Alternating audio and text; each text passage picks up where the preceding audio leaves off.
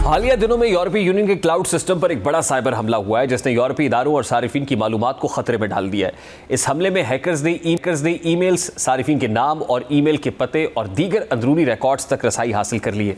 यूरोपीय यूनियन की cyber security team के मुताबिक यह हमला एक सप्लाई चेन के जरिए हुआ, यानी हैकर्स ने पहले एक ओपन सोर्स सिक्योरिटी टूल को निशाना बनाया, वहां से खुफिया API चाबी हासिल की और फिर इसके जरिए जो कमीशन की क्लाउड सिस्टम है उसमें दाखिल होकर डेटा चुरा लिया गया। ये चोरीशुदा डेटा तकरीबन 92 GB कंप्रेस्ड मालूमात पर मुश्तमिल था और ये कमीशन के एक प्लेटफॉर्म से मुंसलिक था। ये प्लेटफॉर्म मुख्तलिफ यूरोपीय इदारों की वेबसाइट और खिदमात को होस्ट करता है। तहकीकात के मुताबिक इस साइबर हमले से कम 29 यूरोपीय इदारे मुतासर हुए हैं, जबकि कमीशन के दर्जनों अंदरूनी सारिफिन का डेटा भी इस निज़ाम में मौजूद था। यानी ये वाक़या बताता है कि सप्लाई चेन की कमज़ोरियाँ बड़े इदारे के निज़ाम के लिए बहुत ख़तरनाक हो सकती हैं।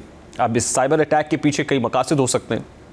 सबसे पहले हैकर ज़ाती और हसास मालूमात तक रसाई हासिल करके उन्हें फ़रोख्त या ब्लैकमेलिंग के लिए इस्तेमाल कर सकते हैं। दूसरा माली फ़ायदा भी एक अहम वजह हो सकती है क्योंकि चोरीशुदा डेटा गैर कानूनी मार्केट में बेचा जा सकता है। तीसरा मकसद ये हो सकता है कि साइबर हमले इदारों या हुकूमतों के एतमाद को कमज़ोर करने के लिए भी किए गए हों।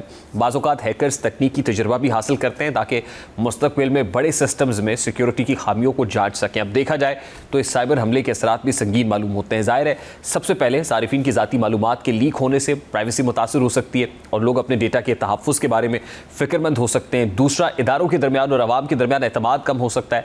तीसरा, माली तौर पर इदारों को नुकसान उठाना पड़ सकता है क्योंकि उन्हें नुकसान की तलाफ़ी, कानूनी चाराजोई और सिक्योरिटी अपग्रेड्स पर इजाफी खर्च करना पड़ सकता है। इसके अलावा ये सिक्योरिटी की अहमियत को उजागर करता है और दिखाता है कि बड़े और मजबूत इदारे भी साइबर खतरात से महफूज नहीं हैं। ये वाक़या भी इस वाज़े करता है कि हैकर्स ना सिर्फ टेक्नोलॉजी की खामियों से फ़ायदा उठाते हैं बल्कि इंसानी और निज़ामी गलतियों का भी भरपूर फ़ायदा उठा सकते हैं।